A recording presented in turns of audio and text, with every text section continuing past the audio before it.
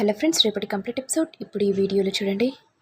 ఇక విశ్వనాథం కోపంతో, ఏ కాంచన, నువ్వు మళ్ళీ ఇక్కడ తిష్ట వేసావా? నా బిడ్డ జీవితాన్ని నాశనం చేయడానికి ఇక్కడికి వచ్చావు కదా? ఏంటి విశ్వనాథం, ఏం మాట్లాడుతున్నావు? నా బిడ్డ ఇంట్లో నేను ఉంటున్నాను, మరి నీ సొమ్మేమైనా తింటున్నానా? నా బిడ్డ దగ్గరనే కదా ఉంటుంది. ఏ కాంచన, నా బిడ్డ జీవితాన్ని నాశనం చేయడానికి కదా ఇక్కడికి వచ్చావు? ఈ విషయాన్ని అందరికీ చెప్పేస్తా, అనన్య నీ బిడ్డే అని. ఇక కాంచన టెన్షన్ పడుతూ, ఏంది విశ్వనాథం, ఏం మాట్లాడుతున్నావు? ఈ మ్యాటర్ మన ఇద్దరి మధ్యలోనే ఉండాలని చెప్పాను కదా, మరి నువ్వు ఇలా చెప్తే ఎలా చెప్పు? అయితే నీ బిడ్డ అన్న విషయం ఎవరికి చెప్పొద్దు అంటున్నావు కదా? సరే అయితే మరి నేను చెప్పను, నువ్వు ఇంట్లో నుంచి వెళ్ళిపో. అట్టెట్లా కుదురుతుంది? ఈ ఇంట్లోనే ఉంటా. కుటుంబంలో నా బిడ్డకు అన్యాయం జరుగుతుంది, నా బిడ్డను కాపాడుకోవాల్సిన బాధ్యత నాది. అవునా కాంచన? సరే అయితే నేను ఈ విషయాన్ని చెప్పేస్తాను, మరి నా బిడ్డ జీవితాన్ని కూడా నేను కూడా కాపాడుకోవాలి కదా అనుకుంటూ విశ్వనాథం ఆనందభైరవిని పిలవగానే ఇక అందరూ బయటికి వచ్చేస్తారు. ఇక విశ్వనాథం కోపంతో, ఆనందభైరవి, నీ దగ్గర ఒక విషయం దాచాను. అనన్య కాంచనతో చేతులు కలిపి ఈ కుటుంబాన్ని నాశనం చేయాలనుకుంది. ఇది విని అనన్య ఒక్కసారిగా షాక్ అవుతుంది. ఏంటి, ఈ విశ్వనాథం మా ఇంటికి ఎందుకు వచ్చాడు? విశ్వనాథం రహస్యాన్ని బయటికి పెట్టేస్తాడా? ఇలా జరగడానికి వీల్లేదు, ఎలాగైనా సరే మా నాన్నని హ్యాండిల్ చేయాలి అనుకుంటూ అనన్య విశ్వనాథం దగ్గరికి వెళ్తుంటే, ఇక లీలావతి వెంటనే తనెందుకు కాంచనతో చేతులు కలుపుతుంది? ఎందుకంటే కాంచన కూతురు కాబట్టి. మా కుటుంబం మీద, శరణ్య జీవితం మీద విషాన్ని నింపుకున్నారు.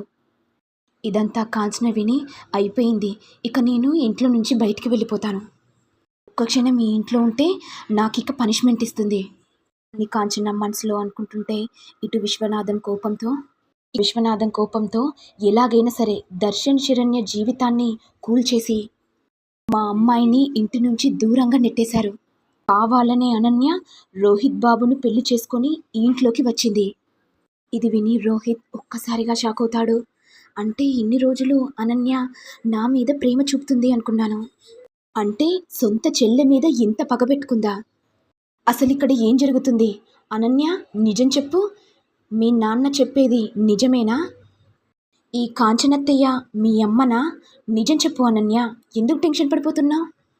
అంటే ఏవండి, అంటే నిజమేనండి, మా నాన్న చెప్పేది నిజమే, ఈ కాంచన మా అమ్మే. ఏంటి అనన్య, మీ అమ్మే అని తెలిసినా కూడా నాకు నిజం ఎందుకు చెప్పలేదు? చెప్దామని ఎన్నోసార్లు అనుకున్నాను, కానీ మీరు బాధపడతారని చెప్పలేదండి. అయినా నేనెందుకు బాధపడతాను నిజం చెప్పడానికి? ఇక ఆనందభైరవి వెంటనే, ఏంటి అనన్య, రోహిత్ అడుగుతుంటే టెన్షన్ పడిపోతున్నా? అంటే నువ్వు చెప్తున్నవన్నీ నిజాలన్నమాట. మరి ఈ కాంచన మీ అమ్మైనప్పుడు రోహిత్కి ఎందుకు చెప్పలేదు? నాకు తెలిసిపోయింది అనన్య, అన్నయ్య చెప్పిన మాటల్లో అంతా నిజమే ఉందని అర్థమైంది. ఏ ఒక్క తప్పు లేదని నాకు తెలిసిపోయింది. ఇక లీలావతి కోపంతో, అంటే నా కొడుకును పెళ్లి చేసుకొని ఈ కుటుంబాన్ని చీల్చడానికా? ఇక వెంటనే అనన్య, అంటే అది అత్తయ్య, దయచేసి నా మాట విను. ఏంటి నీ మాట వినేది అనుకుంటూ లీలావతి అనన్య చెంప పగలకొడుతుంది. నీకే అన్యాయం చేశానే నా కొడుకు జీవితాన్ని ఆడుకుంటున్నావు? నువ్వు నా కొడుకును మార్చావనుకొని సంబరపడిపోయాను, అలాంటిది నువ్వు నీ కడుపులో ఇంత విషయాన్ని పెట్టుకున్నావా? చెల్లె జీవితాన్ని నాశనం చేయడానికి నీకు మనసులో ఒప్పుకుంది అని లీలావతి అంటుంటే, ఇక వెంటనే ఆనందభైరవి, అక్క, ఎందుకంతలా టెన్షన్ పడుతున్నావు? నేనున్నాను కదా, అనన్య సంగతి నేను చూసుకుంటాను. ఇక ఆనందభైరవి వెంటనే, అనన్య, రోహిత్ జీవితాన్నే కాకుండా ఇటు దర్శన్ శరణ్య జీవితాన్ని కూడా నాశనం చేయాలని చూస్తావా? నువ్వు ఒక్క క్షణం కూడా ఈ ఇంట్లో ఉండడానికి వీల్లేదు. ఇక అనన్య టెన్షన్ పడుతూ, అత్తయ్య దయచేసి నా మాట వినండి, మీ కాళ్ళు పట్టుకుంటానత్తయ్య. ఏంటే, నువ్వు కాళ్ళు పట్టుకున్నా సరే ఈ ఇంట్లో ఉండడానికి వీల్లేదు. ఇక వెంటనే అనన్య టెన్షన్ పడుతూ రోహిత్ దగ్గరికి వెళ్ళి, రోహిత్ దయచేసి నా మాట విను. ఇక రోహిత్ వెంటనే, అనన్య దయచేసి ఇంట్లో నుంచి వెళ్ళిపో, నువ్వొక విషపు పురుగువి, విషపు పురుగుని ఇంట్లో పెట్టుకుంటే ఇక అమాంతం అందరినీ మార్చేస్తావు. నువ్వెంతో మంచిదానివి అనుకున్నాను, కానీ నా తమ్ముడి జీవితాన్ని, శరణ్య జీవితాన్ని నాశనం చేస్తావా? వెళ్ళిపో ఇక్కడి నుంచి అని రోహిత్ గట్టిగా అనడంతో ఇక అనన్య బెదిరిపోతుంది. ఇక అనన్య మనసులో, ఇప్పుడు నేను ఏం చేయాలి? ఈ ఇంట్లో నుంచి వెళ్ళిపోతే నేనెక్కడ బ్రతకాలి అనుకుంటూ కావాలని అనన్య కళ్ళు తిరిగి పడిపోతే నన్ను ఎవరో ఒకరు ఇంట్లో నుంచి బయటికి పంపియ్యరు.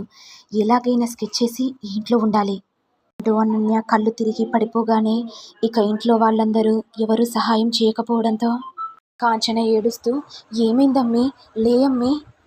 కానన్య కాంచన వైపు చూడగానే ఏంటమ్మీ యాక్షన్ చేస్తున్నావా? అయినా నీ దగ్గరికి ఎవరు రావట్లేదు, అందరూ కోపంగా ఉన్నారమ్మీ. నువ్విదంతా కావాలని డ్రామా చేస్తున్నావని అందరికీ తెలిసిపోయిందమ్మీ. ఇక లే అమ్మీ. ఏంటమ్మా ఏం చెప్తున్నావు? నిజమమ్మీ, ఇప్పుడు నేను కళ్ళు తిరిగినా నా దగ్గరికి ఎవరు రావట్లేదు అనుకుంటూ కావాలనే అనన్య లేచేసరికి ఇక ఆనంద భైరవి వెంటనే ఏంటి అనన్య, ఈ ప్లాన్ కూడా బాగానే వేశావు. కళ్ళు తిరిగి పడిపోతే మేమందరం నీ దగ్గరికి వస్తాము అనుకున్నావు కదా. ఈ స్కెచ్ బాగానే వేశావు. ఇవి నీ కొత్త నాటకమని మాకెప్పుడూ అర్థమైంది. ఈ ఇంట్లో ఉండడానికి తిష్ట వేయడానికే కదా ఇలా ప్లాన్ చేశావు. ఇప్పుడే అర్థమైంది అనన్య. మరి ఈ ఇంట్లో ఉంటే ఎందరినీ ఎలా మారుస్తావో మాకే భయమేస్తుంది.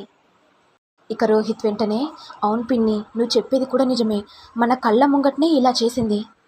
అలాంటిది మనం లేనప్పుడు ఎందరి జీవితాల్ని నాశనం చేస్తుందో. నా భార్య అని చెప్పుకోవడానికే సిగ్గుగా అనిపిస్తుంది పిన్ని.